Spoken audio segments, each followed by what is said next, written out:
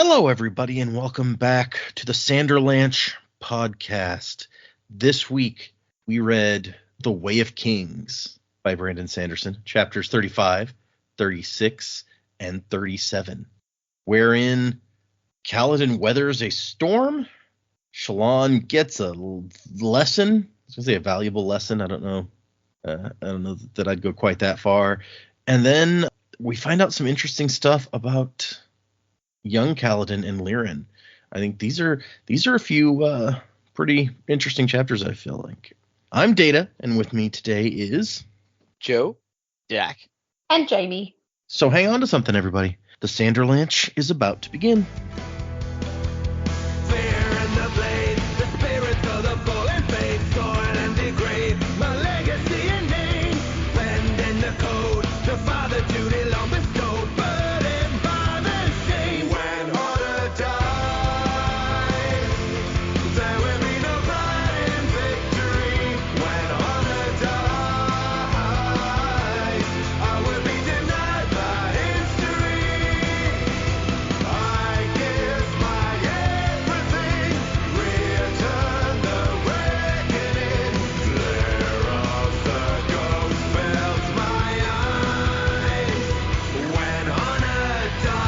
So yeah, 3 chapters. Like I said, I feel like there are some pretty interesting things happening. What did you guys think of these 3 chapters? Well, old Joe, just so you guys know, is a little under the weather, so I'm going to sound a little funny, and I may have to take a pause or two. But yeah, these chapters were actually really cool. We got some interesting twists, turns. I feel like even the first chapter would have been a twist if we hadn't predicted that he was going to survive. But it was kind of interesting to see how he survived, and then them coming to find him. That was kind of a triumphant moment, even if it was also kind of sad, because it's like, yeah, he survives, but at the same time, like, what a thing to have to go through. Doesn't sound fun. You know, I thought maybe we were gonna get like some display of amazing magical ability, and he wouldn't have to be subjected to quite as much pain as he was subjected to. That did not happen. So, yeah, cool to see, sad to watch or read. And so, we have that piece. We have this Shallan piece. Shocked. I really am shocked at what Yasna does, and then that it pushes Shallan to actually steal the. I can't even remember what it's called right now. My brain's not working. The Soulcaster. Yeah, the fact that she actually stole it was shocking to me. So I was not expecting that at all. It was actually a real twist. So now, she stole it. She hasn't escaped, so we don't know necessarily what she's going to be doing with it at this point, if she's going to try to escape and go back home or not. But she did at least switch them out. So it's a pretty big deal. And then in the last chapter, we get some more background, which, as I was reading this, I was thinking back to what I said before, where I'm like, man, these really do feel like just interruptions in our story. And I know it's important to know for the characters, but at the same time, like, it just feels like such an interruption to what we've been reading. And while this one was very important and I'm glad I read it, I still felt the same way. I was like, yeah, this just feels like an interruption to what we've been kind of reading at this point. And while, yes, I wanted to read it, and it obviously had very important story stuff going on with it, at the same time I was kind of like, okay, can we get back to like the regular story now? So yeah, I mean, did I enjoy it? Sure, but it was just a little not quite what I was looking for as far as the flashback. Well, at least the way that they're placed is not really my cup of tea, but it's all I got. Yeah, you were pretty certain that she wasn't going to be able to bring herself to steal the Soulcaster, and then for a minute there, she wasn't. Like, she said, like, no, I can't do it, and I'm sure you were like, oh yeah, see, called it, and then it turns around a little bit. Yeah, which, like, I get why she's turned around a little bit. You kind of see it. I feel like I see it from Yasna's perspective and her perspective at the same time. Yeah, they both have a point, sure. Yeah, these were good. First 2 chapters were great. I loved Kaladin, and I loved Shallan's chapters. I had a bit of a chuckle when Kaladin's out in the storm and he sees the face looking at him in the storm. It's like, oh, I know what you are. And then it was really cool just to see, like, we didn't get his perspective of him waking up. We actually saw the others and saw, I think it was Teft. So it was I see, oh, this is where he really is just becoming a bit of a myth because he's the guy who survived the storm, so that was cool. I liked Yasna and Shallan. I agree. I think it's like I can see both sides of what you guys are saying here, but this is still like a really tricky and terrifying situation. So that was that was a whole thing after what Yasna did to their muggers, and then like there's a note in our paperbacks that we've got here, like Brandon chose specifically this to be the point where he split the book into 2 volumes, and because he said like this is like the natural place to wrap up part 1 and start part 2. So like, and having read it now, it's like, okay, I see it. It's a really cool moment. It's like this is where Shallan has done what she's come here to do. So this works. Because he specifically, like Brandon points out in those notes, like I could have ended it at the end of like the other interludes, but that just didn't feel like the right place. So this works. As for the chapter with young Kaladin, I agree with Joe. I think everything that we're reading is important for the character, and I'm sure it will come to play in the story. And it's well written, and I enjoy reading them. But I am to the point, it's like, okay, I feel like these bits just need to get on with it a bit. Interesting. Okay, yeah. I mean, you both have the same feelings, so I can kind of see where it's coming from. Yeah. That it's just so different from everything else. So different, but also they're cropping up so frequently. I feel like, without knowing what's to come, I feel like it could have condensed some of them, maybe not this one, but some of the others we've had into like a couple of chapters into one chapter and like space them out a bit more or something. I don't know. I feel like they're constantly coming up, and it's like now we're pretty much all right. Every few chapters we're going to get another Kaladin flashback. I'm like, okay, is something like it just.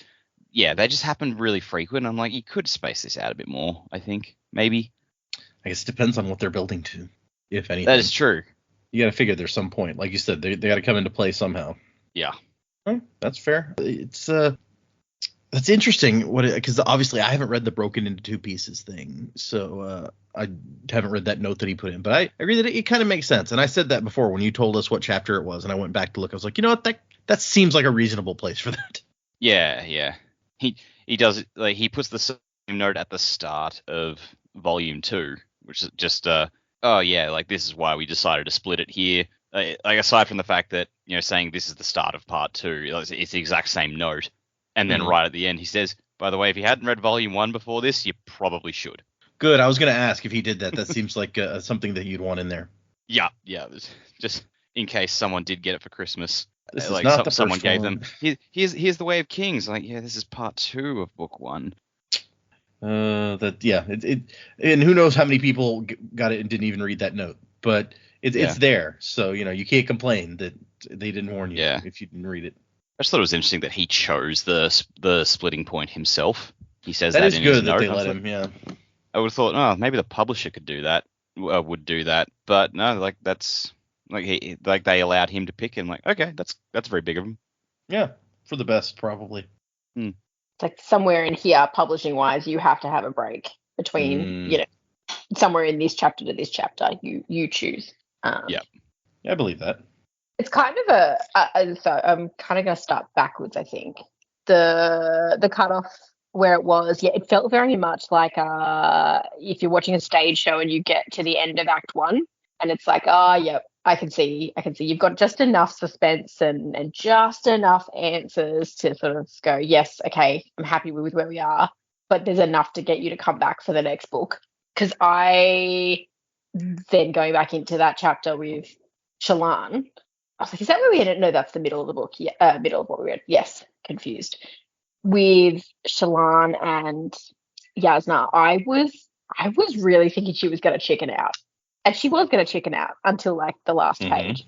But it was enough to be a bit shocking. Like that was the drive. She was going to do it. And then she's like, no, I failed. I've got to go tell my family that I can't do it. Oh my God, what have I put my house through and all that sort of stuff? Because things were looking really promising for her with Yasna. And now Yasna's shown her other side a little bit. And it's kind of put her over the edge. So I'm really excited to see what Shallan does next. Now that she's in that position, so she got further than I thought she would be able to. But we'll see what happens there with what Yasna did. Like, kind of see her point.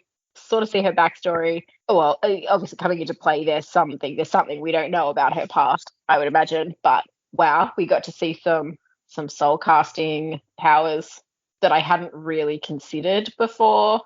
Mm-hmm. So, which was quite scary. And I don't blame Shallan for being a little bit terrified. It's like, actually, maybe I don't want to learn from you. Maybe I don't want to hang out from you. It's going to be a really interesting turn or decision-making moment, I think, for Shallan. But she's got Soulcaster now, so we'll see what happens. The stuff with Kaladin, it was cool. Like I think we knew. Well, we'd already said he was going to survive. It didn't make sense to get rid of him just yet in the story. I liked having Teft's viewpoint a little bit when they discovered him, and he had that I'll open my eyes moment that he said he would. So that was pretty cool. Inside the Storm, I'm glad we got the perspective inside the storm. That sounds horrific. Yeah, right. It's like I knew it wasn't going to be good. No one wants to be out there. If it was a pleasant rainstorm where you could, dance around in the rain, people wouldn't be so, strung up on making sure they find shelter. It was never going to be a good thing. But wow, that's rough. If you thought it sucked to be a bridgeman, it sucks to be a bridgeman out in the high storm. That was pretty intense. The face popping up and finally getting to see something with the stormlight there, and then Teft gets the question as well about, hang on a minute, it should be infused, why is it gone?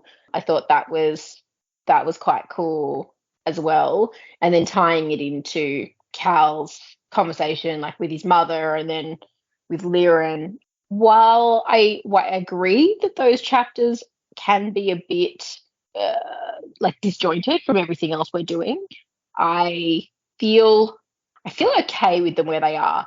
I feel like I have faith that it will tie in at the appropriate moment. It's a bit like anyone who watched Lost, and then you've got all these flashbacks and stuff that pop up within an episode, and then it all ties together at the end. And I loved when it first came out. So I'm like, okay, I'm going to learn something here that's going to help me in the next bit. And every time we get a flashback, I'm like, that's it. This is when Tien's going to die. This is the end. And I don't know what I'm going to do when something actually happens to Tien in one of these flashbacks, because every time I'm preparing myself for it. But I was so sure that he had made the decision to be a soldier, to then change his mind, and for pretty good reasons. But learning what we did about what his dad did, and the conversations about what the people are doing to sort of help them without actually giving them money. And I think there was something else that was going to tie in. No, I think it was about him not being a soldier, because I was so sure where he ended up and then where he was in the flashback that we were going to go and see him train to be a soldier. So now I've just got more questions about how did he end up where he ended up? What has to happen between this sort of key turning point for him before we meet him for the first time? Yeah. It's a bit wild there.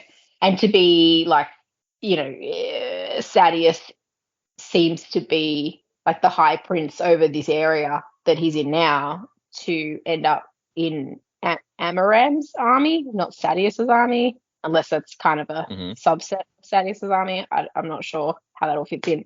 I want to know more. And it's great that we've still got half a book to go. That's the size of a regular book, because well done, Brandon.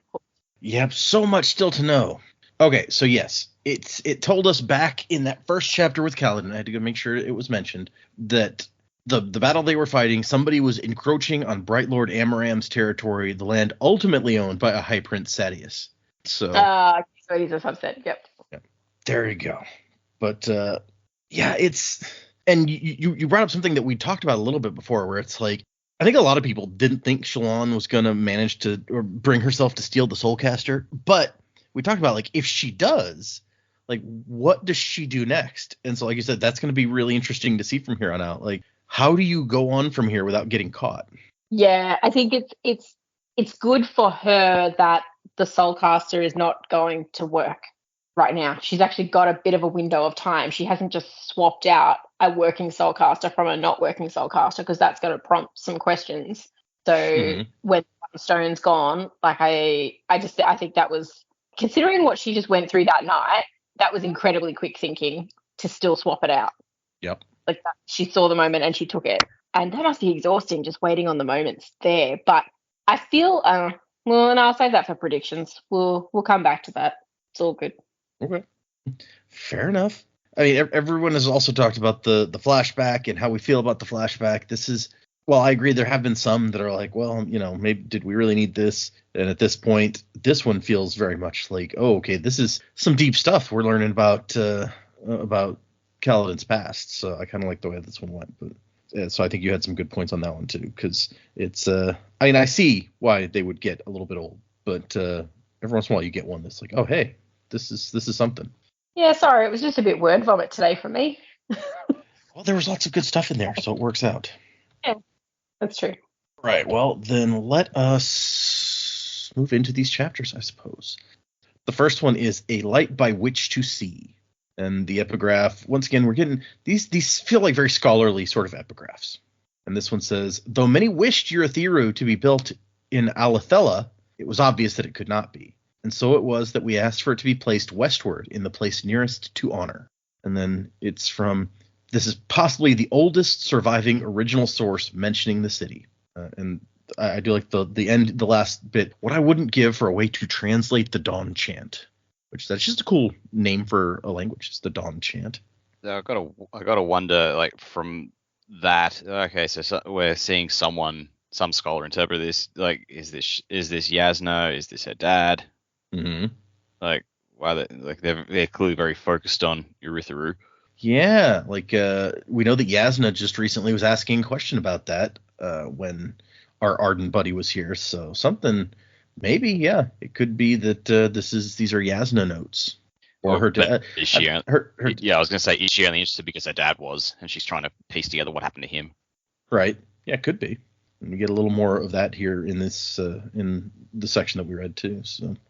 Would you have a male scholar? Like her dad might have been interested in it, but he wouldn't have been, like, if a man was a scholar and wanting to research, would he just have someone read it all and then write his own thoughts down?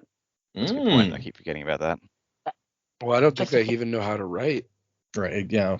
Well, that's what she was saying, like somebody would have to write his thoughts down for him if he wanted to write. Yeah, I think the only, like, and it gets touched on here, or in the next chapter rather, but I think the only way that you would have a male, like, being a real scholar would be if they were an Ardent, because the Ardents are allowed to read and stuff, since they are property.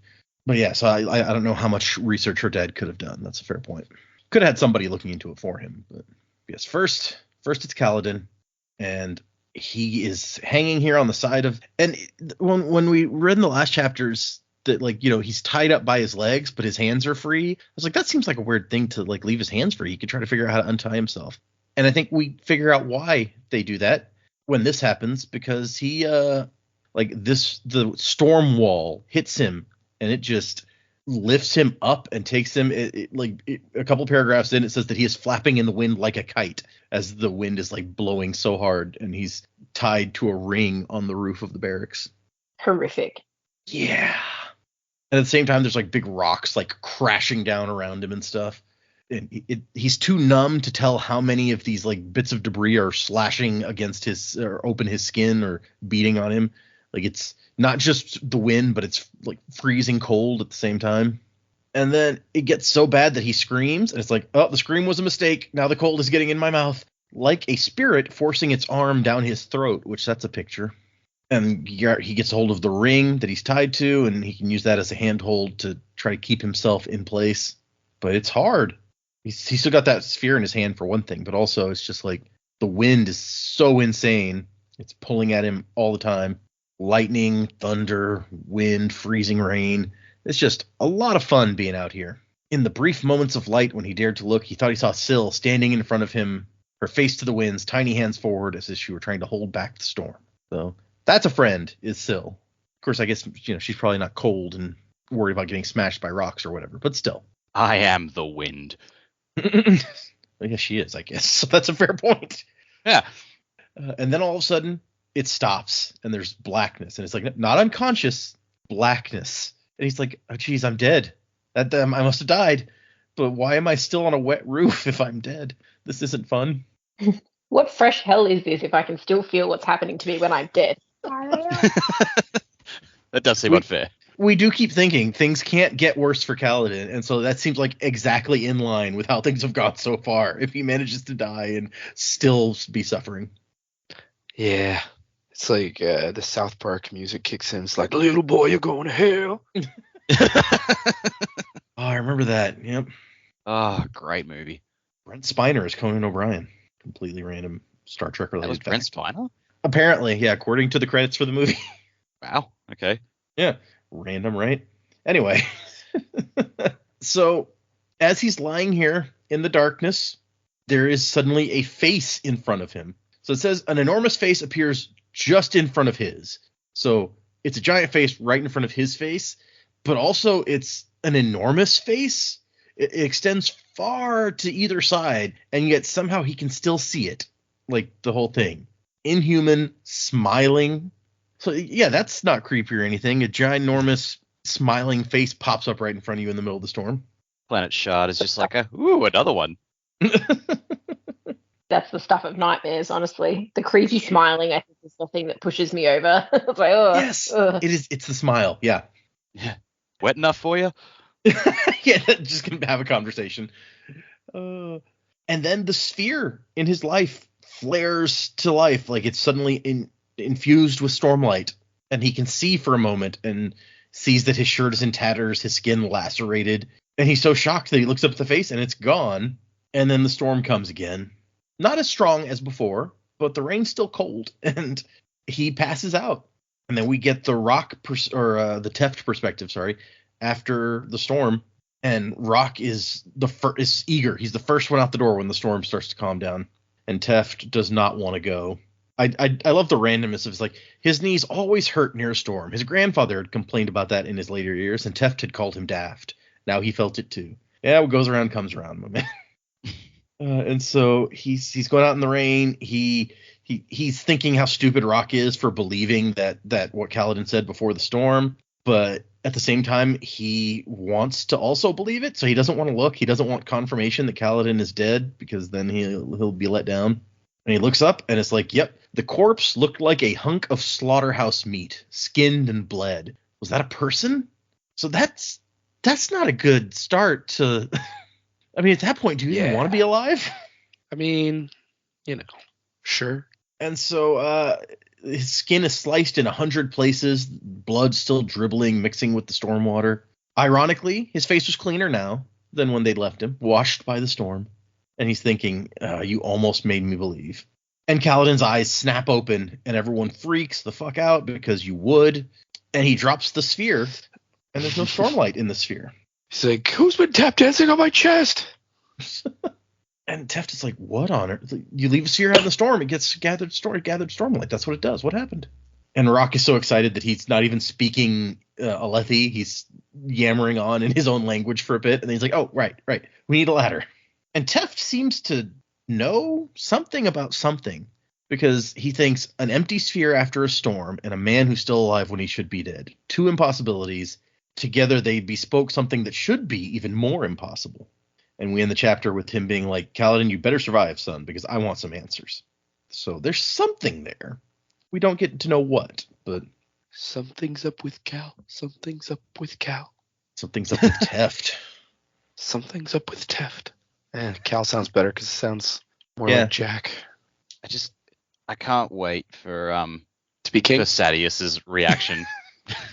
Yes, touche. For Sadius's reaction to this, when it's like, so you know that bridge leader who we left out in the storm? Yeah, he's still alive. Fucking what? That's not what I wanted to happen. The fuck you say? Jafar's got that line in Aladdin. It's like, how many times do I have to kill you, boy? Yeah. It's gotta be like that. Bridge crew didn't kill him. Yeah. Ice Storm didn't kill him. Yeah, and that is a big question. How Sadius going to react now? God damn it! Are people going to start believing that I'm merciful? This won't do it all. Can't have that. No. That's a relatively short chapter, because there's only so much of like horrifying beating on Kaladin that we can take at one time. Yeah. But then we go I mean, for that's pretty much most of this book, isn't it? yeah.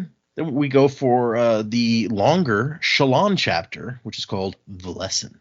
And the epigraph here I also find kind of interesting. Taking the Dawn Shard, known to bind any creature, voidish or mortal, he crawled up the steps, crafted for heralds, 10 strides tall apiece, towards the grand temple above. Dude, some steps 10 strides tall would be really hard to climb. Yeah. Like, I'm not sure how you would do that. I guess the heralds are really tall dudes. Well, unless like they have, I don't know, just shard plate let you jump. Like, that's jump fair. really We well. know it does because that's how Adolin and Dalinar start the battles is by jumping across the chasm. Oh, that's true. Yeah. So maybe like once they're all in shard plate, they're just bouncing their way up like a reverse slinky. Of course, this says he crawled up the steps, which is an interesting verb to use. And the note here says, I found no modern explanation for what these Dawn Shards are. Although Shalon actually mentioned them not long ago. She said the Honor Blades and the Dawn Shards were like treasures of legend or something. Oh, thank God, because I was about to say, it's like, I swear we've heard that before, but I can't think when. Yeah, pretty sure that's the only place we've heard them before. Well, except for the fact that it is the name of one of the short stories, the Stormlight short stories, is called Dawn Shard. Oh, okay. So you may have also heard that name. Possibly. That one is set between book 3 and 4, if I remember right. Anyway, so Shalon is researching or reading about King Gavilar and when he first met the Parshendi. And meanwhile, Yasna is just kind of floating in the bath, just hanging out, letting her hair just flow out around her. So we find out that, they were out exploring the wilderness when King Gavilar's group ran into these Parshmen out here camping by themselves. And we get what's supposed to be like a first person, like King Gavilar is saying this. We would sometimes run into natives, not Parshmen, but Natan people with their bluish skin, wide noses, and wool-like white hair. So I think my God, Smurfs, yeah, exactly. I think when Shalon first shows up in Kharbranth, like of the various people she sees on the docks, she sees some people with blue skin. And so this is, I guess, the Natan people have blue skin. And wasn't that guy that we followed for that interlude, didn't he have blue skin? I think you're right. He's an Amian, which is the other side of the continent from Natan. But yeah, I think you're right. He's the spread searcher, dude. Spread researcher. Yeah, Axes the Collector. Yeah, Axes the Collector. Super metal name for a guy who just like catalogs spread, by the way. He's collecting spread, or Ares, as Joe called him. And so they're like, we couldn't believe this. The Parshmen living their own. All logic, experience, and science had declared it to be an impossibility. Parshmen need the hand of civilized peoples to guide them. This has been proven time and again. Leave one out in the wilderness and it will just sit there doing nothing until someone comes along to give it orders. And yet here they are. They could hunt, make weapons, build buildings. And then we find out something that I find just kind of hilarious about how books work in this world. Because only women are allowed to read or allowed to learn how to read. And men, if they want something read to, if they want to read a book, they have to have a woman read it to them. But books have undertext, which is little stuff like footnotes at the bottom of the page that it's just understood you don't read these to the men. And this is where the women who are writing these books can clarify or maybe sometimes just contradict entirely what the person is actually saying. And here's where it notes, it's like the undertext notes added by the women or ardent or the woman or ardent who scribed the book. So an ardent could also do it. I love it. It's so good. It's hilarious. Yes, I love it. Secret messages. And so Gavel, I guess Yasna wrote this book at her father's bidding. And so he is narrating this. And then Yasna puts a note at the bottom that's like, okay, so first off, I adapted my dad's words to make them more appropriate for recording, which means that she changed what he said to make it sound a little more scholarly and impressive. But also, most accounts say that King Gavilar originally ignored these strange self-sufficient Parshmen. It was only after his scholars explained to him how important this was that he got interested, which is that's amusing. That he the way he says, he's like, oh, I discovered this amazing thing. And then she's like, yeah, he really didn't care at first. He was just out there to hunt. And she even notes, she's like, look, I'm not trying to say my father was ignorant. He was and is a warrior. His attention was not on the anthropological import of our expedition, but upon the hunt that was to be its culmination. So yeah, he was here for hunting. This other stuff is not really his bag. And so we have Yasna has her eyes closed. She's floating around in the pool, and Shallan can see the pouch with the soul caster. And she's just thinking about, like, this is it. This is the moment that I could do it. We found out, I don't know if we knew how old Yasna was. She's 34, which seemed ancient in some regards. Hey. Ouch. Right? Yeah, that's hurtful. And yet it was also young enough that Yasna was still praised for her beauty, young enough that men declared it a shame that she wasn't married yet. How old is Shallan? I think she's 17. She's 16 or 17, something like right in that range. I pulled up her wiki page to try to confirm this. So this story takes place right around the year 1173, and she's born in 1156. So that would make her about 17. Okay, so some women Yasna's age had children as old as Shallan. Okay, so they had children pretty young then. Yeah, which I guess it would have been 17. Like they would be Yep. having children at Shallan's age, and now they would be Shallan's age. And Shallan's like, I mean, can I really betray this woman like this? And she thinks, considering what I've done before, this is nothing. It wouldn't be the first time she'd betrayed someone who trusted her. Which, well, that's just begging for the story of that. And they get into a discussion about, like, why did your father want to make a treaty with the Parshmen? Like, why did he care? What did they have that the King Gavilar wanted? And Yasna, like, Shallan theorizes maybe shards, because we do know now that the Parshendi have at least a couple of shard bearers, because Dalinar won some shards off of them at some point, and we've seen another. And Yasna's like, yeah, from the things he said, he didn't speak of this specifically, but I suspect that might be what motivated the treaty. She's like, maybe he just wanted the gem hearts. And Yasna's like, yeah, but except the Parshendi didn't care. Like, as far as they were concerned, if you could hunt down the chasm fiend, then you deserve to get the gem heart. Like, they didn't care if we hunted them as long as they could still hunt them themselves.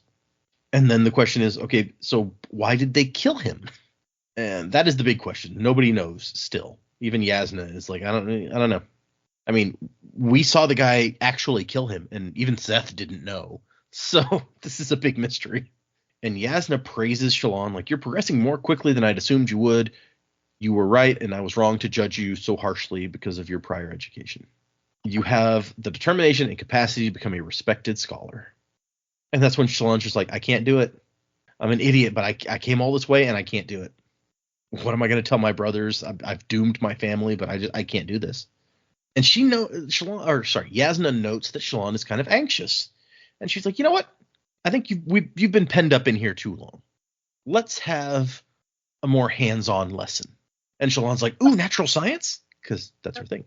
And Yasna's like, I was thinking philosophy. And Shallan's like, wait, what? Philosophy? How is that a hands-on thing? And Yasna doesn't exactly explain. She's just like, no, it is. Come on. It's very late. It's dark out, but they're going to go. She says she's going to prove to her that philosophy is a hands-on art. Ah, the old killing them chestnut. Do the ends justify the means? I mean, yeah, that's basically what it ends up as, right? Yeah, Yasna just channels her inner Punisher. Right. And so, yeah, they go out into the darkness of the city, and they move away from the busier streets. And Shallan's like, maybe we should call a palanquin? No, a palanquin might inhibit the lesson. I'd be all right learning that lesson during the day if you don't mind. And, yeah, so they start going into some shady parts of town, and Shallan is very uncomfortable with this.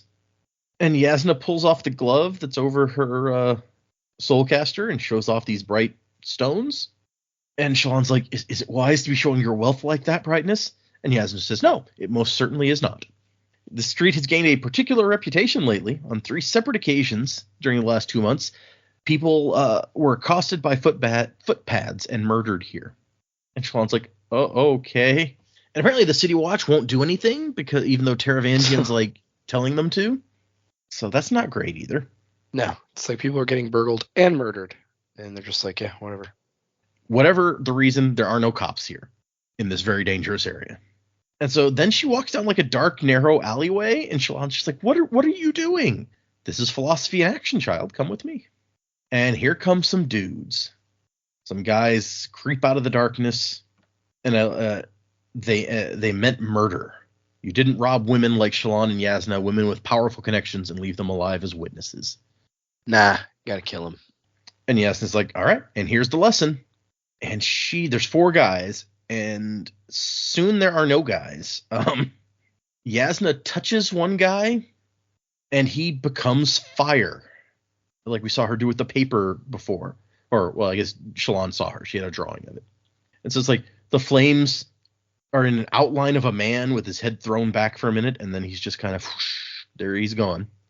This is one of those moments. There was a similar moment in the Wise Man's Sphere, where we've lived among this magic system. We've got a decent idea of what it can do, and think this is all kind of cool. And I never once had the question in the back of my head of, what if you use this for horrific purposes? And then, like, what's stopping you from using like this magic for horrific purposes? And then the answer is absolutely nothing. And they demonstrate in such a shocking and horrifying way. I'm just like, oh my god, what the fuck? Like the bandit camp scene in Wise Man's Sphere? Bingo, the yes. Yeah. That one. And yeah, she just turns a dude into fire. I'm like, oh, fuck me. That was messed up. Yeah. Yeah, and then she touches another guy, and he turns into crystal. Yeah. Which like, it's one of those, doesn't matter which one came first. Both are equally fucked up. The fire one shocked me more just because it was first. Right. Yeah. Crystal one's like she's gonna redecorate her house. Yeah. You want a guy kneeling made out of crystal in your house? It'll look great. Yeah, it's like the White Witch, man. She had all the stone statues and stuff. Oh, I love this new sculpture you've got in your garden. Thanks, I made it myself. Yeah. Very Medusa, yeah. There's a guy. His name was well, I didn't catch his name, but not important. It's fine. As she's doing this, the gemstones start to fade in her soulcaster. So the stormlight is being used up, it seems like. Oh no, her materia is dying. And I do like how this guy is now made of crystal, so the light shining from these gems on her soulcaster is like sends off rainbow sparkles as it refracts through the crystal dead guy. And the last 2 guys are like, yeah, we want no part of this anymore, and they run in opposite directions. And she just holds up her hand, and bolts of lightning shoot out in both directions, and each guy turns into smoke with their clothing just dropping to the ground. Yeah, it's pretty sweet. And as it happens, the smoke stone on her crystal cracks, and its light vanishes, so she's just got the diamond and the ruby. Mm-hmm. So, I mean, I honestly, we don't understand. Obviously, we don't understand the magic system involved here with these soulcasters at this point. Mm-hmm. But it sounds like they can make pretty much anything with these things. Can they not make more gems? I think that's specifically mentioned in the last section we read, actually. That like, oh, really? Because Shallan is thinking about how they could make like precious stone. Oh, you're right. quarries, You're right. They can make but more. she specifically but says they she can't make. gemstones. Yeah. Weird. So yeah, that's It's a it is a no-go. weird kind of restriction, but It's like, it's presumably like there's a reason. the 3 magic laws in Harry Potter. I get it. There's got to be some laws, I guess. Gamp's law of primary transfiguration. Yeah, that. And so then they just they go back home. They leave the crystal dead corpse just kneeling there in the alleyway, and they take off. Got to leave some sort of reminder to anyone else who might think that's a good idea. Right? Yeah. That's a message right there. Somebody else is just going to come along and steal it. They're like, hey, we can sell this. Let's go. No, so other criminals are going to come along and they think, oh, cool, statue, we can sell this. And then they realize, wait a minute, I know this guy. Oh, shit. That's Bob. Who made a statue of Bob? Yeah. I was drinking with him last night. He's not just frozen in carbonate. He is dead. And so Shallan is not handling this well, seeing 4 people killed in front of her. Ardents are forbidden from using soulcasters on people, and they rarely even use them in front of other people. And how would Yasna hit those 2 men at a distance? As far as Shallan's ever read, you have to be touching a thing that you're changing. So this is impressive. And on their way back, Yasna does call for a palanquin, so it's all good. And Shallan's like, that was horrible. That was one of the most awful things I've ever experienced. You killed 4 guys. And Yasna's like, we got 4 men who are going to beat, rob, kill, and possibly do worse things to us.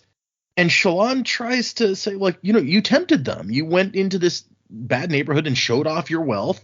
like intentionally trying to get these guys to come out. And Yasna's like, well, is a woman not allowed to walk down a city street with her possessions out? Shallan's like, you all but asked for this to happen. And Yasna's like, yeah, but does that make it right? Do you condone what they were planning to do? And Shallan's like, no, but that doesn't make what you did right either. She goes, yeah, but those men are off the street and the people are that much safer. The issue Taravangian has been so worried about has been solved, and no more theater goers will fall to those thugs. How many lives did I just save? And Shallan is like, well, I know how many you took. And with the power of something that's supposed to be holy, and Yasna just goes, philosophy in action, an important lesson for you. And I've been feeling like I took advantage of Taravangian's hospitality. He doesn't realize how much trouble he's going to get in by allying himself with me. Besides, men like those. And it says her voice had an edge Shallan had never heard before. And Shallan's like, what was done to you and who did it? She's thinking. But basically what she wants here is she's like, there's an opportunity for instruction, for questions. Am I a monster? Am I a hero? Did I slaughter 4 men or stop 4 murderers from walking the streets? She wants Shallan to spend the next week thinking about this, researching the topic, and to decide, to come to her own conclusions about what Yasna did. And after they get back to the Palladium, Shallan tries kind of one more tactic where she's like, you could have let the other 3 get away. You only had to kill 1. They would have been too frightened to do it again after something like that. And Yasna's like, you don't know that. Besides, I wanted them gone. A careless barmaid walking home the wrong way cannot protect herself, but I can and I will.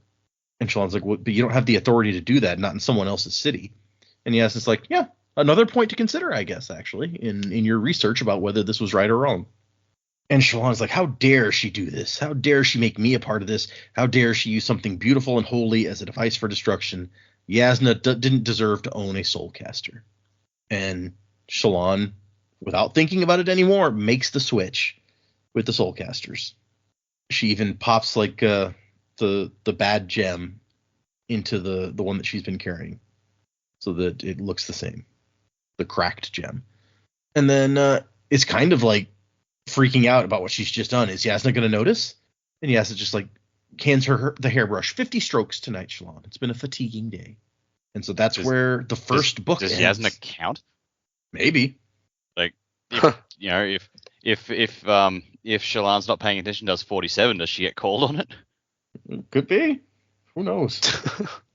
Maybe Yasna just at this point trusts Shallan to count. She counted the first few times, and now she's like, okay, she does it right. But yes, so that would be the end of your book if you just had the first part of the UK version of The Way of Kings. Shallan steals the Soulcaster, and now she's going to have to deal with whatever the repercussions of that are. Yeah, so good point to split the 2 books, I think, because two of our main characters, we've just hit a climax of both their stories, even if we haven't hit the end of the specific part of the book. Like, yeah, Kaladin's been through the storm and survived. Shallan's done what she came here to do. Yeah, good point for the interval. Yeah, I mean, if these big moments are not the end of a part, what's the end of part 3 going to look like? I guess the end of part 2 wasn't like super epic or anything. So after this, we get a cool little page of drawings of shale bark, a shale snail, and some kremlings, which kremlings look creepy. We've heard about them crawling around on stuff, but they're crab bugs or whatever. Anyway, we move on to 37 is called Sides, and it is 5.5 years ago. And Tien is showing off another cool rock to Kaladin. Check out my cool rock. And they get into a discussion about Spren, and their mother Hasina says Spren live in everything. And Kaladin's like, they can't live in everything. His mom's like, yeah, they do.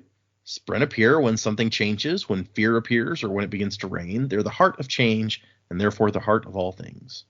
And Kaladin's just kind of wanting to argue with this, but like Tien pops in like, do I have a Spren? And she's like, you have a soul, dear. You're a person. But the pieces of your body may have Spren living in them, very small ones. Kaladin is still thinking over his choice, but he thinks he's finally made his choice. Over the last several months, he's decided he's going to be a soldier. He was 15 now. When the next recruiter came through town, he was going to volunteer. And Kaladin is peeling roots, but he's like, I'm going to go wash them off now. But instead of doing that, he goes outside and drops them and runs off. And he goes and finds his dad, who is on his way to see Bright Lord Roshone. And Kaladin's like, yeah, I'm going with you. Apparently everyone in town is talking about how Kaladin's dad was invited to eat dinner with Bright Lord Roshone. And his dad's like, well, this is not going to be a pleasant, idle meal. And he's like, I'm not an idiot, Dad. Like, I know. But if you're going to go confront him, then you should have some support. And his dad's like, fine, come on. And when they're in the carriage that's come to pick him up, it's like, why didn't you let us know that you were going to do this?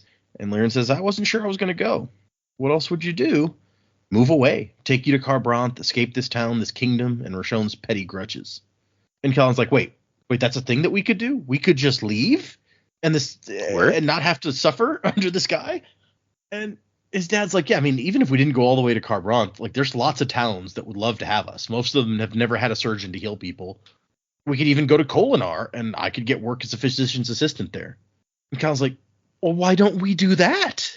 Like, this sounds way better than what we've been doing. And he's like, yeah, I don't know. I mean, it makes sense, right? We have the money. We aren't wanted here. The city lord hates us. The people don't trust us.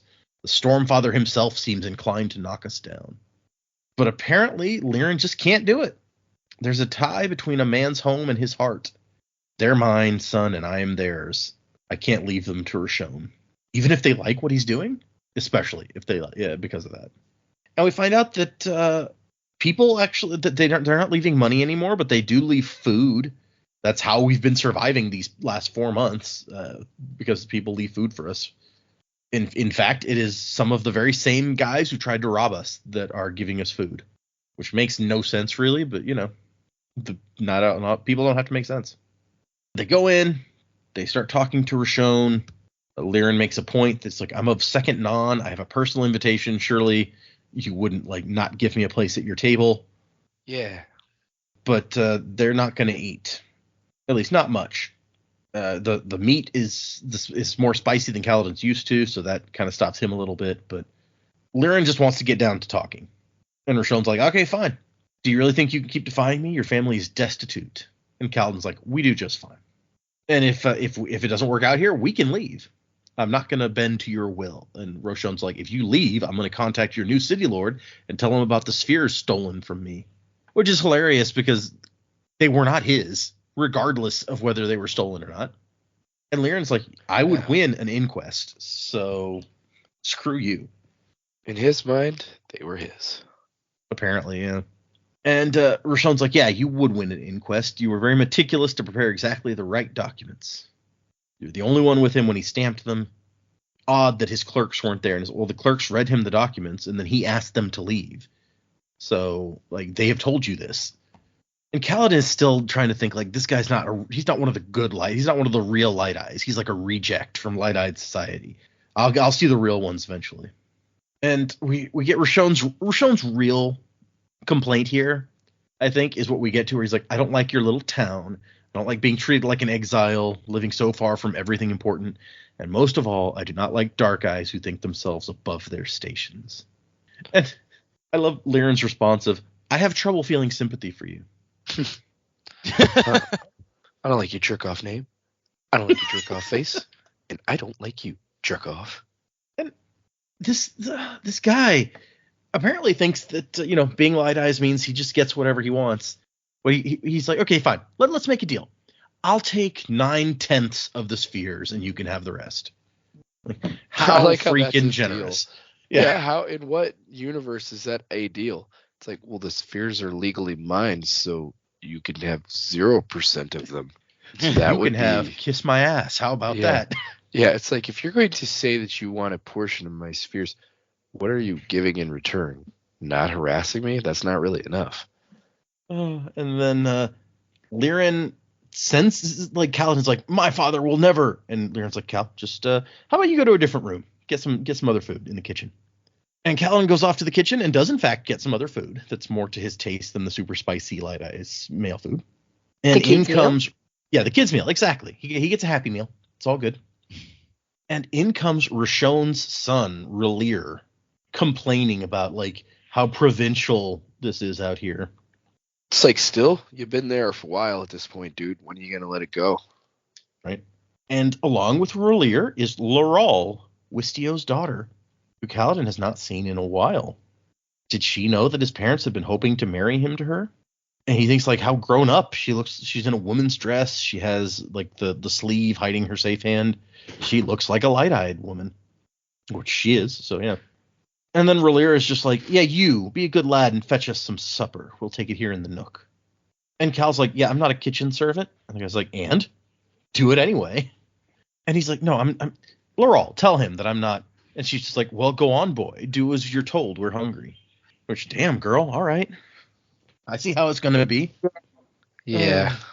Real dick move. And he's like, I'm not an errand boy. I don't care what you say, what you offer me. I'm a surgeon. And he's like, oh, you're that one's son. He's like, yeah, and I'm not going to be bullied by you, just like my dad's not going to be bullied by your dad. Father didn't mention how amusing you were. And then Rhalyra continues on to like kind of talk circles around Kaladin about like, oh, if you're supposed to help the sick, I mean, if I don't eat, I'll get sick. Isn't it your duty to feed me? And Kaladin's like, that's not the same. He's like, well, I think they're very similar. So How's those monkey bars since you're reaching so much? And after he's talked down to him a bunch, he turns to Laurel and is like, you see how his little mind works? Like a dying fire, burning what fuel it has, pumping out smoke. Oh, look, his face grows red from the heat of it. Which you really should just like slug him at this point, but that's probably a bad idea. And then his dad comes to get him, and he's like, oh, Kaladin, you didn't eat. You should have. It was free. Come on. Yeah. It's like, yeah, should have eaten, buddy. Didn't cost me anything. And so Kaladin has decided he wants to be a surgeon. And his dad's like, yeah, I know. He's like, no, really. I want to be a surgeon. I don't want to run away and join the war. And Lyran's like, wait, what? You were going to do that? That was something you were thinking about? Wait, are we on the same page? Who? And Kaladin's like, yeah, I was going to do that, but now I'm not. Okay, what made you change your mind? I need to know how they think. They're trained to speak their sentences in knots, and I have to be able to face them and talk back at them.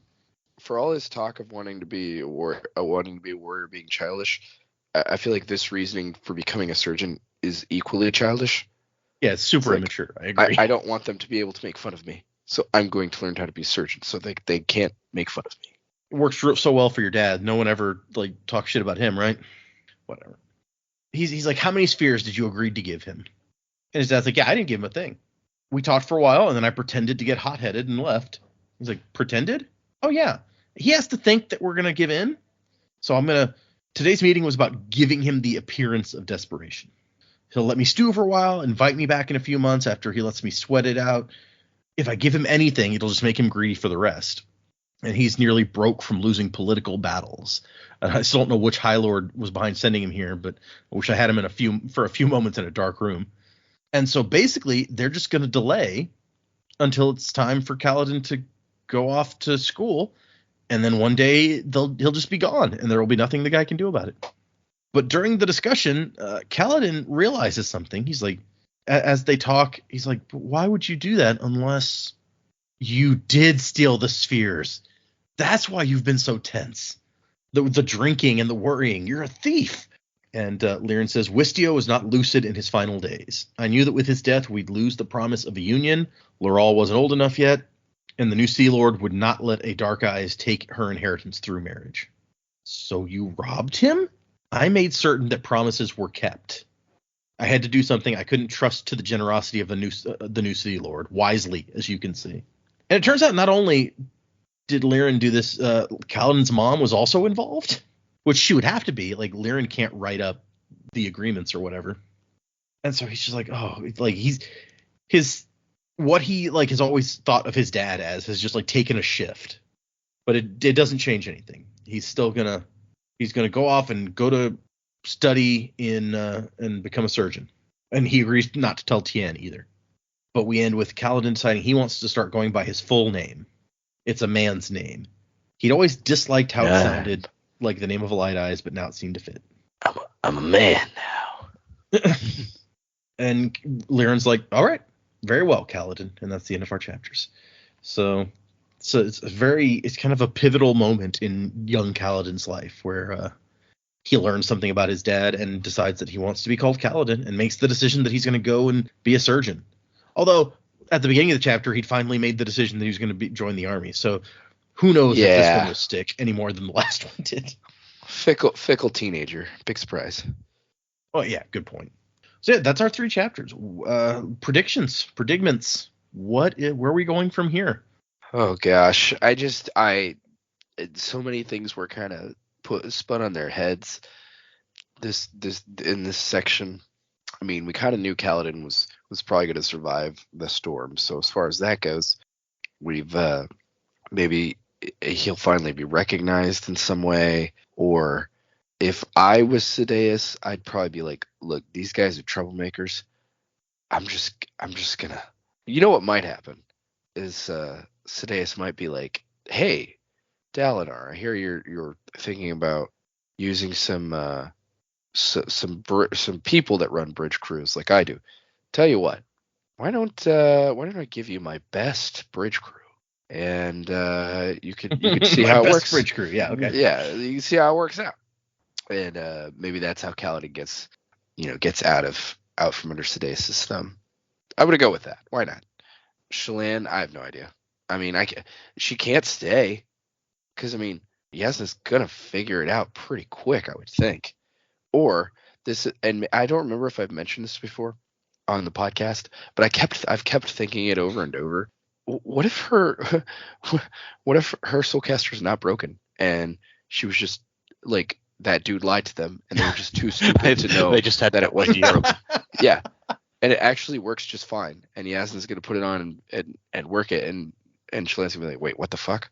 That'd be hilarious. Yeah, I've kept having that thought over and over.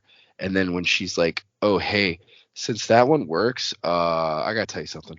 I switched these out. This is actually your regular one. Can you show me how to use that? And then Shallan's going to learn. You think Yasna would just take that in stride? Like, oh, okay, yeah, whatever. Yeah, I don't know. I have no idea. I'm at a loss this week. I have no idea where we're going now. All of your not all of your expectations. Everyone predicted Kaladin would survive the high storm. I don't think that's a shot. But yeah, you were sure that like Shallan's not going to be able to do it, and right, you were right for like that long, and then it switched. But yeah, it's been turned on its head now. Yeah, I'm so clueless now what's going to happen with her, because it's like, is she going to run away? Is Yasna going to find out and forgive her? Is Yasna going to find out and not forgive her, and then she has to stay away from Yasna? Like, I have no idea. Okay. That's fair. I freaking love the idea that like the Soulcaster wasn't actually broken. Right? I mean, I'm serious. I've thought about that like many times. Be like, what if it's not broken? What if she's just like, they just don't know enough and they just took this guy's word for it? Because it sounds like this dude was pretty shady when it comes down to it. Because other people were looking for him and then he died or whatever. So I was like, like, what if this dude actually lied and it's not broken? What if it was a lie to like get Shallan out from her like asshole brothers? I mean, it could be. Like, take the Soulcaster and totally replace it. Wink. And he's actually saying take the Soulcaster and just get a better life. And she's just like, she has no radar for like for sneaking around. So she's just like, okay, if you say so. Yeah. But I like the idea that Shallan come back. They've got this working Soulcaster, and they hear that Yasna is continuing to perform miracle feats with her Soulcaster, and they're like, "Oh shit! But as for my prediction, so I've got one this week, and it's about Yasna and Shallan. I think that Yasna is setting Shallan up. I think that she has sort of obliquely pushed Shallan into stealing the Soulcaster. I think she already made some remark about expecting Shallan to do it and sell it to and take it to the Ardents, because she knows about Shallan's beliefs and Shallan's faiths, and she expected Shallan to be horrified by her little demonstration with the muggers, and that was just to be a little push for like, there's a thing Shallan thinks, oh, like how can you use something so wonderful and holy for such a horrific act that was deliberate to push her into going, you shouldn't have this, and take it.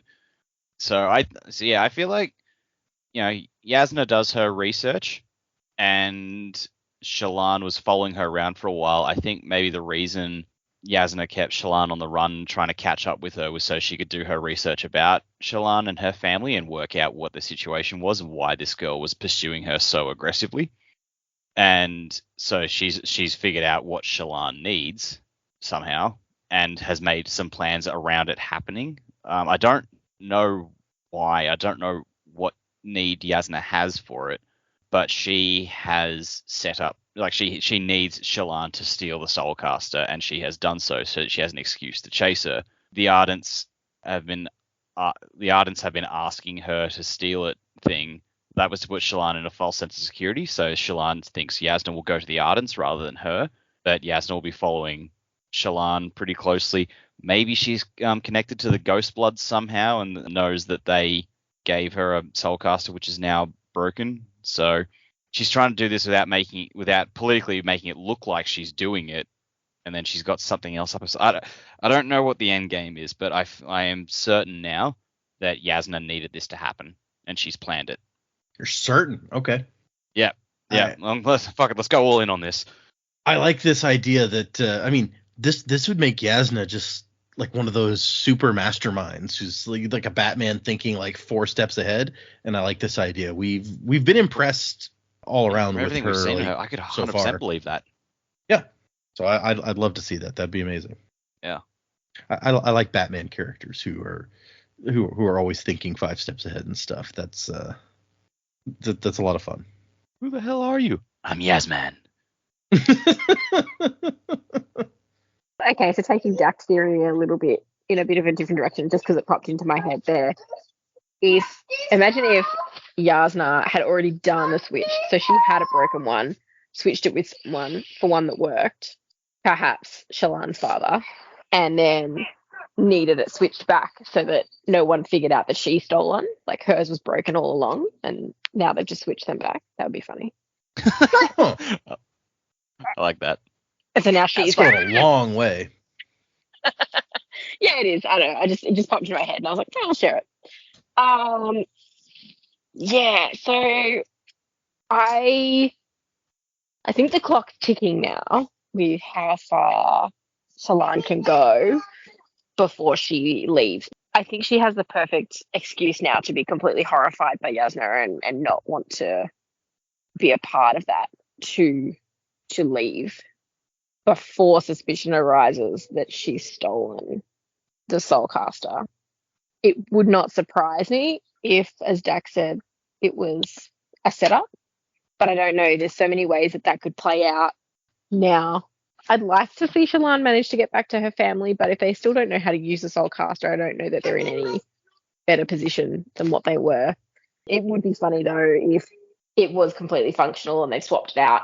Although I think if Shallan was there and realised that they both worked, like, she could run away, but then Yasna has still got a working Soulcaster, which is terrifying. Like, what would she do with that if she found out that if she found out that Shallan had swapped them out?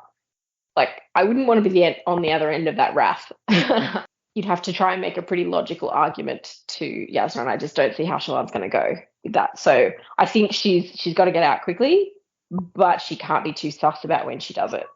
I don't really have a lot else. There was something earlier that I was like, no, I'll leave that for predictions, and I don't remember what that was. It was a thought that had popped in my head and it was gone. I was thinking a bit about like the explanation for what spren are. It's like when something's changing, there's a spren for that. And I felt like that just helped me understand that a little bit better, which was quite good. But then trying to plug that back into what Syl is. I still don't think Syl is a spren, but maybe like some hybrid thing between a spren and a soul. Like Kaladin's on the cusp of a change, whether he's able to tap into the investiture or charging his soul or something. So maybe Syl represents that. Like she's like a spren with a soul. I don't know. Maybe I don't know. But I think those are maybe linked to what's happening there. But I don't really know what that means for Kaladin forward. There's obviously something more going on. Teft is going to be the answers, I think, to those questions we have about what's happening there with Kaladin being able to use the Stormlight without even knowing he's doing it. Yeah, I'm right there with you, Teft. He needs to live so we get answers to questions, which I hope won't be too far away. It's sad because like Kaladin doesn't know the answers either, so I'm sure he would also love to get these answers. It's true. Very true. But about Shallan, I like what you said, and we've touched on it before. Like now that the Soulcaster is switched, if she disappears immediately, and then Yasna finds out, it's going to look super suspicious. And we've already established her brother's like, oh yeah, if she knows we took it, then she'll complain to the king and he'll have us executed. So that you end the story. But I didn't even consider what you said, that now Shallan has an excuse to be like, this horrific thing happened. I can't stay here anymore. I'm leaving. That might be an excuse that someone would buy. But if it still coincides with the Soulcaster disappearing, would it still look suspicious? I don't know. I think it would still look suspicious, but you would almost need to like drop it off for repair or get the stone, like whatever was happening with it, and like, I don't know, have her witness that it's dropped off or it's still there or something. There needs to be like Shallan leaving and then a sighting of the Soulcaster somehow to get suspicion removed. But there is no way she could leave and then just find out that it doesn't work. But maybe they don't think it through that much. Maybe they go, oh yeah, no, this happens. You know, you crack a stone and needs recalibration or something like that. Like maybe this is just the perfect opportunity for her to leave. But yeah, both Shallan and Yasna are such big characters in what we're reading. I can't imagine that Shallan could just leave and we follow Shallan and not see what's going on with Yasna. So I don't think it's going to be that simple. That's also a really good point. And I think Joe had made that point. That was one of the reasons he didn't think that she'd steal it, because it's like, well, is Shallan just going to go home? Like, is that really the direction the story would take? So, because then, yeah, we're splitting this up and it would be weird. But if that's not the way it goes, what does happen? Got nothing for you this week, sorry. That's fair. Yes. Okay. Oh, so yes, we've these both of these chapters. Even I'm kind of like putting the flashback chapter in a different category. Like let's put that to the side. But the other two chapters have both raised some very interesting questions for us, including there's a creepy face in the storm that smiles at you. What the hell is up with that? It's just creepy. There's no other purpose. It's just creepy. Yeah, just there to be creepy. Yep. Dak is saying that it's the shard, so maybe this planet shard is the shard of creepy, whatever. We haven't seen that one yet. Okay, yeah. I'm with Jamie. Kaladin needs to survive because we need answers. I want answers too. All right, let's do the next thing. We don't have any new patrons. We don't have any new reviews. So we'll read the last couple of emails that we have in our email box here. The first one is from Nick. And it says, hey, Data, new listener from the UK, just discovered the podcast. Working my way through Stormlight again, ahead of Wind and Truth, and this will be the perfectly paced reread for me. My wife and I just had a little girl, so might not have the same time I once did to read. Have checked, no allomantic abilities thus far. Podcasts with summaries are the next best thing, so appreciate your recaps. I hope that you didn't check if the little girl had allomantic abilities by like feeding her metal. Just saying. Yeah, that seems irresponsible. Yeah, that is not a balanced irresponsible diet. Indeed. Started on episode 166 last week and already at 174 trying to play catch up. Looking forward to getting active on the Discord too. Maybe oh no, you're gonna skip that line for now. He's gonna skip it because it was about me and I'm a jerk.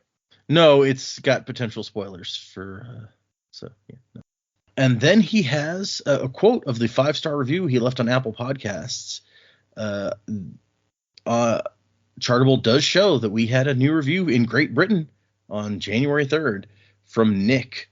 And what Nick says is, a storming great listen. Found the pod after starting my own Stormlight Archive reread ahead of SA5 release this year. Was originally worried that a podcast in this format would be 4 voices talking over each other, but the structure is great and Data does a great job in steering the gang. Looking forward to catching up on episodes and may even delve into the Mistborn back catalog when the time comes for Era 3. Whoa. Sweet. Thanks for the review. You can have the power of a coin shot, just like our good old friend Wax. Nice. Very good. Going around coin shotting people, flying through the air. It's a fun power to have. Okay. Continuing with the email. He says, "Crab at thee. Keep up the good work." From Nick. And then, P.S.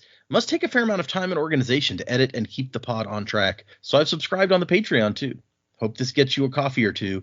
I'm currently rereading The Sunlit Man, so we'll check out your musings on this. Or I'm sorry, I'm currently reading The Sunlit Man, so we'll check out your musings on this. So we didn't have any new patrons. Were we no, that one we definitely did cover. No, that one we covered on the last episode. Nick was one of the people you gave powers to last time. Okay. We had one new misting and 2 new Shardavan and Nalcium backers, and Nick was the new misting. So thank you, Nick, for your review and your email. We appreciate you. Fun fact, I don't drink coffee, so it's true. Yeah, the smell of coffee does brings back unpleasant memories. Oh, okay. Well, it's like second grade or something when we were doing a unit on the 5 senses, and she you talked about this. Yeah, I've talked about that. She gave us raw coffee grounds to taste, and it was not good. Ever since then, I just can't. Although, in hindsight, maybe we were supposed to smell it, and I tasted it when I shouldn't have. It's a long time ago now, and I don't remember for sure. So the next email is from Brian, and I was thrown off at first because they also sent us an email in May, and then they kind of just like forwarded off of that email to send this one. I was like, wait, did they send 2 emails? But pretty sure we've touched on the first one. So Brian says, "Finally all caught up at last. Again. Hello, Sanderlanche crew. It's your number 17th biggest fan from Winnipeg again. It's been a minute. I just finished binging 8 months of your episodes. We really should stop meeting this way. White Sand. You just had to read White Sand. It took months to find copies to read. Thank you, Winnipeg Public Library. By the time I finally read it and continued listening to your podcast, you were several episodes into The Way of Kings. But I made it to the current episodes again. And in celebration, I joined the Patreon. Yay! At about the midpoint between emails, I got my dream job and am making bank. So why not contribute to one of the things that really kept me going during a rough time?" Oh, dude, congrats. Yeah, congrats, Brian. I'm glad that you're enjoying your new employment. That's always nice. Yeah. To which I'd previously asked not to be assigned an allomantic ability after my review for a variety of after my review for reasons. Era 2 was the reason. If I'm not mistaken, my forethought and Patreon level might just warrant a little something from Joe. Or dare I ask to hold off until a few more books into the Stormlight Archive? No, I shan't. I can't wait for you guys to finish The Way of Kings. I'm convinced the word Sanderlanche exists because of this book. No piece of media has made me say, "What?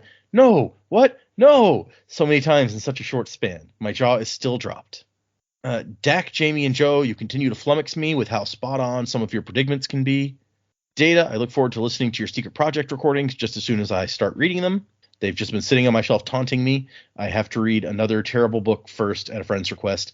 Hey, I guess I've got more stuff to binge after all. Lots of thanks. Seriously, lots of thanks. Oodles of thanks for the fun content. P.S. This part's just for you, Data. I won't read that. Also, I joined the Patreon using this email and the name Castle Bravo. You're officially my first Patreon, and I don't really know how it works on your end. Also, I'm a Shard of Adenalcium level patron, and I'm your 17th biggest fan in Winnipeg. Does that make me the 17th Shard? No, it does not. But what if? Oh.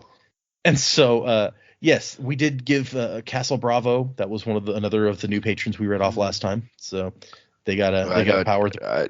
Yeah, I don't know what power I gave him, unfortunately. I was going to say, yeah, that's the problem with now going back to their review, because they're like, hey, don't give me a power at the time, and now they want a power. So Joe will give you the review power. But since he does not remember what he said last week, there's no way that he can try to make it cool combination. Sorry. I mean, I'm pretty sure, if I'm remembering correctly, that I might have given him the investiture storage, in which case a misting power is probably not going to compound with that.